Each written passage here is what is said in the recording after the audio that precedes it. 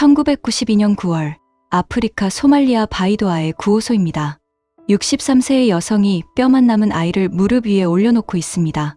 아이의 팔이 그녀의 목을 감싸고 그녀의 볼 위로 눈물이 흘러내립니다. 구호소 안에는 파리 소리와 아이들의 낮은 신음만이 맴돌고 있습니다. 세계에서 가장 아름다운 여자라고 불렸던 사람입니다. 그런데 이 순간 그녀의 몸속에서는 이미 암세포가 자라고 있었습니다. 그녀 자신은 아직 그 사실을 모릅니다. 남은 시간은 넉 달이었습니다. 그녀의 이름은 오드리 헵번입니다. 할리우드의 전설이자 패션의 아이콘으로 기억되지만 스크린 위의 미소 뒤에는 전혀 다른 삶이 숨어 있었습니다. 이야기는 여기서 시작되지 않습니다.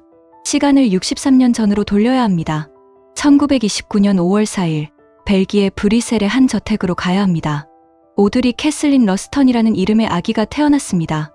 어머니 엘라 판 헤임스트라는 네덜란드 남자 가문의 귀족이었고 아버지 조셉 러스턴은 영국 국적의 사업가였습니다. 하인이 있고 정원이 있고 유럽 세 나라를 오가는 유복한 가정이었습니다.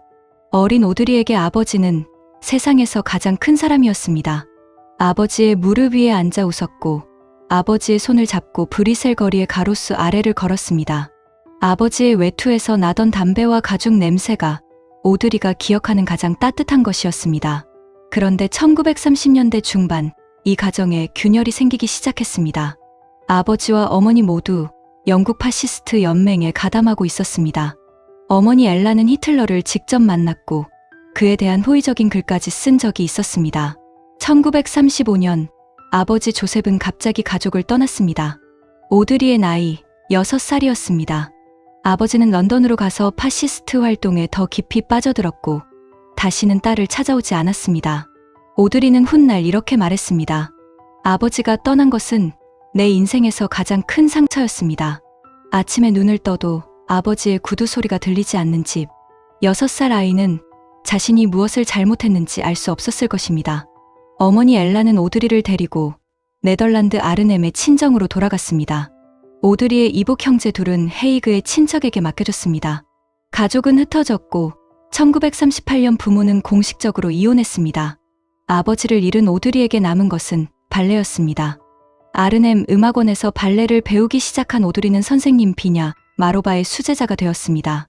나무 바닥 위에 발끝이 닿는 순간 오드리는 모든 것을 잊을 수 있었습니다. 발끝으로 서 있는 동안만큼은 아버지가 떠난 빈자리를 느끼지 않아도 되었기 때문입니다. 발레는 오드리에게 도피처이자 유일한 언어였습니다. 그런데 1940년 5월 독일군이 네덜란드를 침공했습니다. 오드리는 11살이었습니다. 어머니는 중립국이 안전할 것이라 믿고 영국 기숙학교에서 데려왔지만 그 판단은 완전히 틀린 것이었습니다. 점령이 시작되자 오드리는 자신의 이름조차 버려야 했습니다. 영어식 이름이 위험했기 때문에 에다 판 헤임스트라라는 이름으로 살아야 했습니다. 이름을 숨기고 숨을 죽이고 존재를 지우는 삶이었습니다. 오드리는 훗날 이렇게 회상했습니다.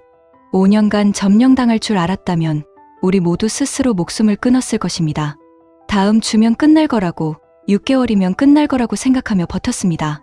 1942년 오드리의 외삼촌 오토 판 림비르 스티럼이 독일군에 의해 총살당했습니다. 레지스탕스의 사보타주에 대한 보복이었지만 외삼촌은 그 행위에 가담한 적이 없었습니다.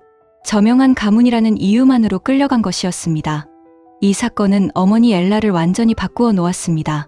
한때 파시즘에 동조했던 여성이 나치의 총구 앞에서 자신의 형부를 잃은 뒤 더 이상 같은 편에 설 수 없었던 것입니다. 오드리의 이복형 이안은 베를린의 강제 노동 수용소로 끌려갔습니다. 다른 이복형 알렉스는 같은 운명을 피하기 위해 숨어야 했습니다. 가족이 하나씩 사라지는 것을 13살 소녀는 지켜볼 수밖에 없었습니다. 그 무렵 오드리는 유대인들이 기차에 실려가는 장면을 직접 목격했습니다. 훗날 그녀는 이 기억을 이렇게 남겼습니다. 역에서 유대인들이 화물칸 위로 얼굴을 내미는 것을 보았습니다. 한 소년이 부모와 함께 플랫폼에 서 있었습니다. 아주 창백하고 아주 금발이었으며 자기 몸보다 훨씬 큰 외투를 입고 있었습니다. 그리고 기차에 올라탔습니다. 저는 아이를 관찰하는 아이였습니다. 오드리는 그 시기에 침묵의 발레 공연을 열었습니다. 관객이 소리를 내면 독일군에게 발각될 수 있었기 때문에 음악도 박수도 없는 공연이었습니다. 어둠 속에서 나무 바닥이 삐걱거리는 소리만이 오드리의 반주였습니다. 수익금은 네덜란드 레지스탕스에 전달되었습니다. 지하 신문을 전달하고 숲에 숨어있는 연합군 조종사들에게 음식과 메시지를 가져다 주었다는 기록도 남아 있습니다. 15살 소녀가 목숨을 걸고 저항운동에 참여한 것이었습니다.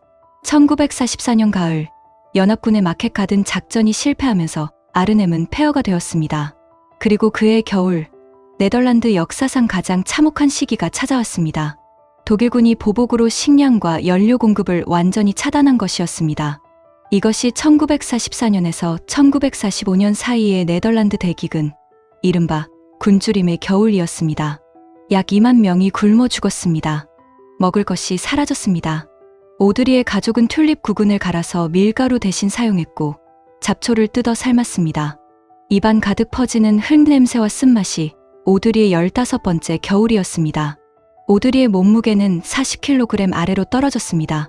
황달, 빈혈, 부종, 호흡기 감염이 동시에 찾아왔습니다. 이 시기의 영양실조는 오드리의 몸에 평생 지워지지 않는 흔적을 남기게 됩니다. 성인이 된 뒤에도 키 170cm에 몸무게 50kg을 넘기지 못한 마른 체형. 세상은 그것을 발레리나의 우아함이라고 불렀지만 실제로는 전쟁이 소녀의 몸에 새긴 상처였습니다. 전쟁이 끝난 뒤 어머니 엘라의 옛 지인이자 영국군 장교 미키 번이 담배 수천 개비를 보내왔습니다. 엘라는 이것을 암시장에서 팔아 페니실린을 구했고 그 약이 오드리의 목숨을 살렸습니다. 담배 연기 냄새가 딸의 생명을 이어준 셈이었습니다. 전쟁은 끝났지만 오드리에게는 아무것도 남아있지 않았습니다. 가문의 재산은 사라졌고 아르넴의 저택은 파괴되었습니다.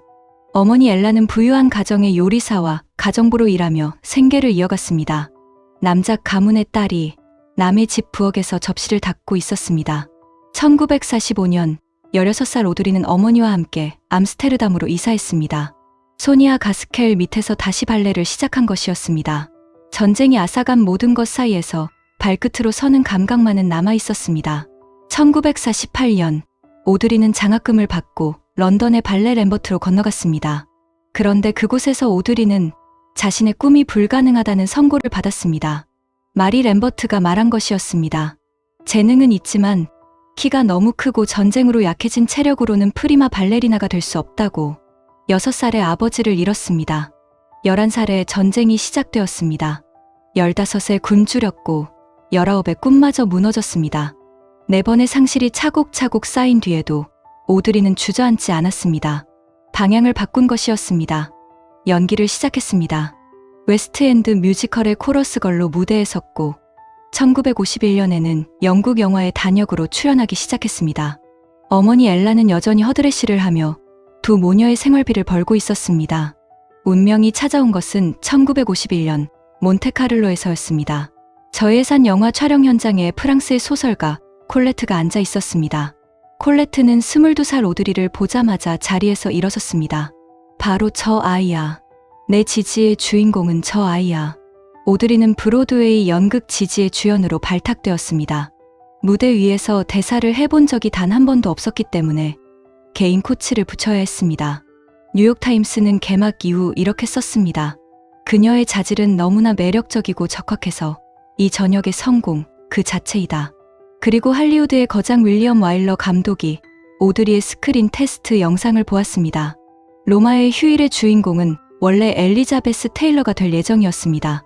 와일러는 테스트 영상 속 오드리를 보고 마음을 바꾸었습니다. 와일러는 훗날 이렇게 말했습니다. 그녀에게는 내가 찾던 모든 것이 있었습니다. 매력, 순수함, 그리고 재능. 게다가 매우 재미있는 사람이었습니다. 완전히 매혹적이었고 우리는 말했습니다. 바로 저 여자다. 상대 배우 그레고리 팩은 대본을 받아들고 제작사에 한 가지를 요구했습니다. 원래 계약에는 팩의 이름만 제목 위에 크게 들어가게 되어 있었습니다. 그런데 팩이 직접 말한 것이었습니다. 바꿔야 합니다. 이 여자는 큰 스타가 될 것이고 그때 저는 바보처럼 보일 것입니다. 오드리의 이름은 팩과 동등한 크기로 포스터에 올라갔습니다. 아직 영화가 개봉되기도 전이었습니다. 1953년 로마의 휴일이 개봉되었습니다. 24살 오드리 헵번은 단번에 세계적인 스타가 되었습니다. 아카데미 여우주연상, 골든글로브상, 영국 아카데미상을 동시에 수상한 최초의 배우였습니다. 같은 해 브로드웨이 연극 온딘으로 토니상까지 받았습니다. 전쟁의 아이가 세계에서 가장 빛나는 여자가 된 것이었습니다. 그러나 오드리는 그 빛을 편안하게 받아들이지 못했습니다. 카메라가 꺼지면 오드리는 늘 자신이 충분하지 않다고 느꼈습니다. 1950년대 할리우드의 아름다움이란 마릴린 먼로로 대표되는 것이었습니다. 풍만한 곡선, 붉은 입술, 금발 머리카락. 오드리는 그 기준에 어디에도 해당하지 않았습니다. 마른 몸, 짧은 갈색 머리, 굵은 눈썹, 큰 발. 파라마운트 경영진이 처음 오드리를 보았을 때 당혹스러워했다는 이야기가 전해집니다. 오드리 본인도 그것을 알고 있었습니다. 거울 앞에 서면 오드리에게 보이는 것은 할리우드의 여신이 아니라 전쟁이 남긴 마른 몸이었습니다. 아버지가 떠난 뒤부터 시작된 자기 불신은 세계가 박수를 보내는 순간에도 사라지지 않았던 것입니다. 그러나 스크린 위에서 오드리가 미소를 짓는 순간 모든 기준은 의미를 잃었습니다. 오드리는 기존의 아름다움을 따라간 것이 아니라 새로운 아름다움을 만들어낸 것이었습니다. 짧은 머리카락과 가느다란 목선, 장난기 어린 눈빛. 그것은 이전의 할리우드에 존재하지 않았던 종류의 매력이었습니다. 1954년 사브리나에서 오드리는 운전사의 딸로 두 형제의 사랑을 동시에 받는 여자를 연기했습니다. 이 영화에서 오드리는 프랑스 디자이너 위베르 드 지방시의 옷을 처음 입었습니다. 그것은 단순한 의상이 아니었습니다. 오드리에게 지방시의 옷은 갑옷과 같은 것이었습니다. 전쟁으로 마른 몸, 자신감이 부족한 마음을 감싸주는 보호막이었습니다. 두 사람의 우정은 40년 넘게 이어졌고 지방시는 훗날 오드리의 유언 집행인이자 장례식의 관훈구자가 됩니다. 1959년 오드리는 수녀 이야기에 출연했습니다. 벨기에 출신 수녀가 콩고에서 원주민을 돌보다 신앙과 현실 사이에서 갈등하는 이야기였습니다. 오드리가 이 작품에 깊이 몰입한 이유가 있었습니다. 전쟁 중 굶주리는 사람들을 보았고 가족이 끌려가는 것을 지켜보았으며 자신도 죽음의 문턱까지 갔던 사람이었습니다. 수녀의 고통은 오드리에게 연기가 아니라 기억이었습니다. 이 영화는 훗날 오드리가 유니세프 활동에 뛰어드는 전조가 되는 작품이었습니다. 1961년 오드리의 이름을 영원히 각인시킨 영화가 찾아왔습니다. 티파니에서 아침을 이었습니다. 새벽녘 뉴욕 5번가 텅 빈 거리에 택시 한 대가 멈춰섭니다. 문이 열리고 검은 지방시 드레스를 입은 여자가 커피와 크루아상을 들고 내립니다. 여자는 티파니 보석 가게의 쇼윈도 앞에 서서 유리 너머 보석들을 바라봅니다. 이 장면은 영화 역사상 가장 유명한 오프닝이 되었습니다. 그 검은 드레스는 20세기 패션의 상징이 되었고 2006년 경매에서 약 92만 달러에 낙찰되었습니다. 그런데 정작 오드리 본인은 화려한 옷보다 스위스 시골집에서 맨발로 정원을 걷는 것을 더 좋아하는 사람이었습니다. 스크린 위에 오드리는 완벽해 보였지만 스크린 밖에 오드리는 여전히 상처받기 쉬운 사람이었습니다. 그 상처의 뿌리는 언제나 같은 곳에 있었습니다. 6살에 떠난 아버지였습니다. 1954년 오드리는 미국 배우 멜 퍼러와 결혼했습니다. 오드리는 진심으로 가정을 원했습니다. 아버지 없이 자란 아이였기 때문에 자신의 아이에게만은 완전한 가정을 만들어 주고 싶었던 것입니다. 1955년 3월 오드리는 첫 번째 유산을 겪었습니다. 기다리던 아이가 오지 않았습니다. 그리고 1959년 영화 용서받지 못한 자 촬영 중 말에서 떨어져 등뼈가 부러졌고 그 충격으로 두 번째 유산이 찾아왔습니다. 1960년 7월 17일 마침내 첫 아들 션 헵번 퍼러가 태어났습니다. 31살의 오드리는 아이를 안고 울었습니다. 오드리에게 션은 영화보다 오스카보다 세상의 어떤 것보다 소중한 존재였습니다. 그러나 멜 퍼러와의 결혼 생활은 점점 무너져 갔습니다. 퍼러는 아내의 명성에 가려지는 것을 견디지 못했고 오드리의 경력을 통제하려 했다는 주변의 증언이 남아 있습니다. 1965년과 1967년 다시 두 번의 유산이 이어졌습니다. 그 사이 오드리는 오래전 떠났던 사람을 찾고 있었습니다. 1960년대 오드리는 적십자를 통해 아버지 조셉의 행방을 수소문했습니다. 아일랜드 더블린에서 아버지를 찾아냈을 때 아버지는 이미 늙어 있었습니다. 제외한 아버지는 여전히 감정적으로 차가운 사람이었습니다. 딸을 안지도 미안하다는 말을 하지도 않았습니다. 그런데 오드리는 원망하지 않았습니다. 아버지가 세상을 떠나는 1980년까지 오드리는 매달 생활비를 보냈습니다. 버림받은 딸이 자신을 버린 아버지를 끝까지 돌본 것이었습니다. 1967년 오드리는 스릴러 영화 어둠이 올 때까지에 출연했습니다. 시각장애인 여성이 암살자와 맞서는 역할이었고 아카데미상과 골든글로브상 후보에 올랐습니다. 이것이 오드리의 사실상 마지막 주요 영화가 됩니다. 오드리는 스크린을 떠나기로 결심했습니다. 이유는 단순했습니다. 아들 션에게 집에 있는 엄마를 만들어 주고 싶었던 것입니다. 아버지 없이 자란 기억이 오드리를 할리우드가 아닌 아이의 곁으로 이끌었습니다. 그것은 포기가 아니라 오드리에게는 가장 중요한 선택이었습니다. 1968년 14년간의 결혼이 끝났습니다. 오드리가 그토록 원했던 완전한 가정은 다시 한번 산산이 부서진 것이었습니다. 1969년 1월 오드리는 9살 연하의 이탈리아 정신과 의사 안드레아 도티와 재혼했습니다. 영화 일을 거의 중단하고 로마에 정착했습니다. 다시 한번 가정의 모든 것을 건 선택이었습니다. 1970년 2월 8일 둘째 아들 루카 도티가 태어났습니다. 그러나 기쁨은 오래가지 않았습니다. 1974년 5번째 유산이 찾아왔습니다. 도티의 외도가 거듭되었고 결혼 생활은 되돌릴 수 없는 곳까지 갔습니다. 1982년 두 번째 결혼도 끝이 났습니다. 두 번의 결혼, 5번의 유산, 6살의 아버지에게 버림받은 소녀가 평생을 걸어 만들려 했던 가정은 번번이 무너져 내렸습니다. 그런데 오드리에게 예상하지 못한 사랑이 찾아왔습니다. 1980년 네덜란드 출신의 배우 로버트 볼더스를 만난 것이었습니다. 결혼이라는 형식 없이 함께 살기 시작했고 오드리는 볼더스를 나의 남편이라고 불렀습니다.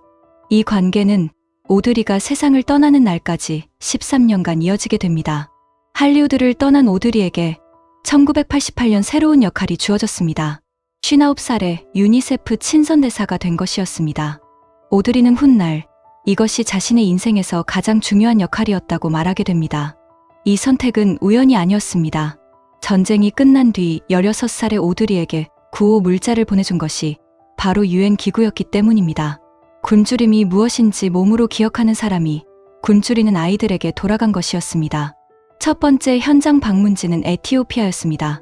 가뭄과 내전으로 폐허가 된 땅에서 오드리는 500명의 굶주린 아이들이 모여있는 고아원을 찾았습니다. 유니세프의 즉각 식량 지원을 요청한 뒤 돌아와서 이렇게 말했습니다. 나의 심장이 부서졌습니다. 이후 5년간 오드리는 50차례 이상의 현장 방문을 다녔습니다. 터키에서 소아마비 백신 접종 현장을 살폈고 방글라데시의 홍수 피해 지역에서 진흙투성이 아이들을 안았습니다.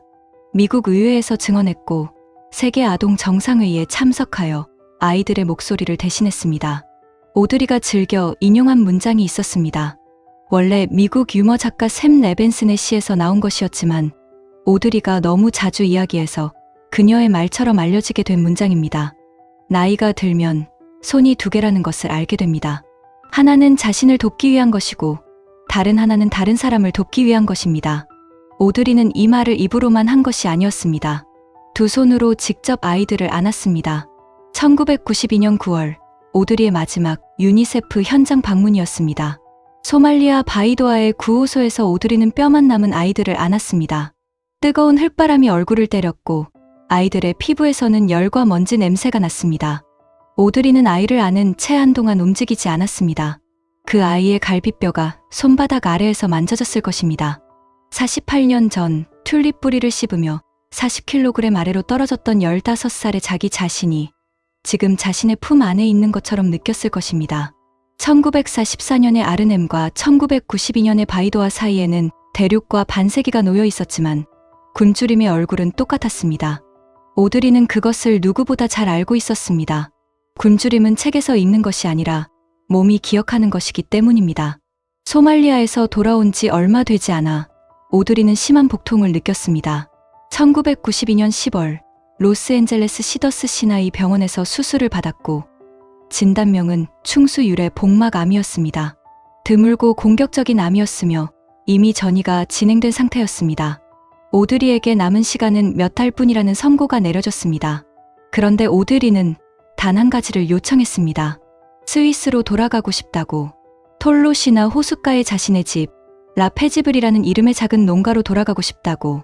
의사들은 만류했지만 오드리의 오랜 친구 위베르 드 지방시가 전용 비행기를 수배했습니다.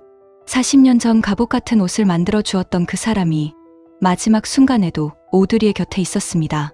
오드리는 스위스 톨로시나의 자택으로 돌아왔습니다.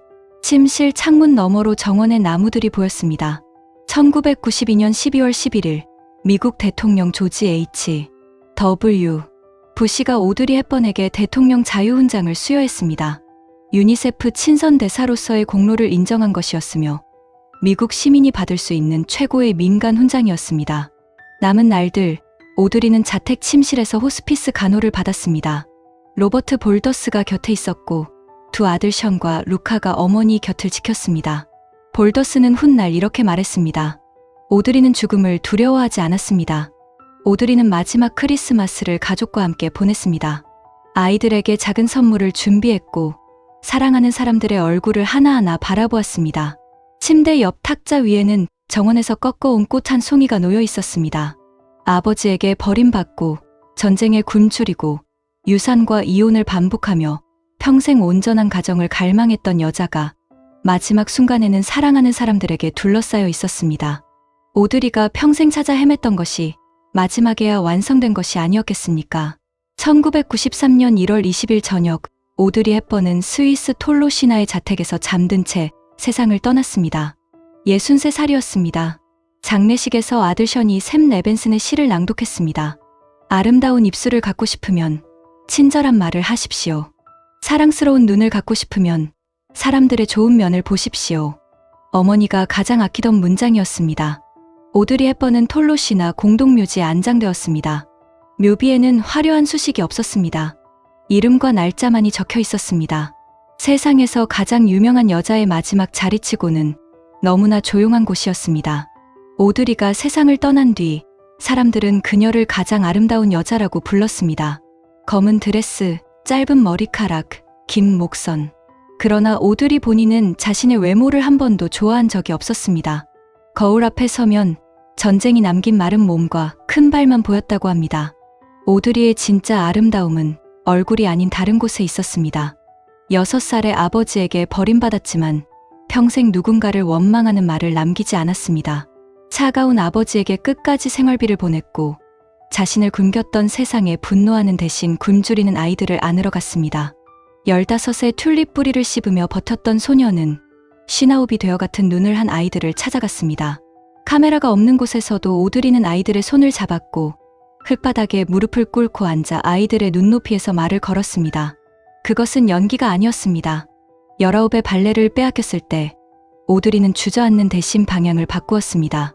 2번의 결혼이 무너졌을 때에도 아이들을 끌어안고 다시 일어섰습니다. 오드리는 즐겨 이런 말을 했습니다. 불가능이라는 단어 자체가 나는 가능하다고 말하고 있습니다. 오드리가 마지막으로 안았던 소말리아의 아이들. 그 아이들 중 일부는 지금 30살이 넘었을 것입니다. 어쩌면 그들은 자신의 아이에게 아주 오래전 어떤 마른 여자가 와서 자기를 안아주었다는 이야기를 하고 있을지도 모릅니다.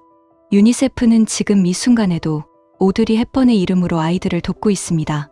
오드리가 심장이 부서졌다고 말했던 에티오피아의 고아원에는 지금도 구호 물자가 도착하고 있습니다. 굶주리던 소녀는 결국 세상에서 가장 많은 아이를 품은 사람이 되었습니다. 아버지가 떠난 뒤 텅 비었던 6살의 두 팔이 63살이 되어서는 대륙을 넘어 수천 명의 아이들을 아는 것이었습니다. 이 이야기가 마음에 남으셨다면 구독과 좋아요를 눌러 주십시오. 지혜의 숲에서 또 다른 인물의 이야기도 만나보실 수 있습니다.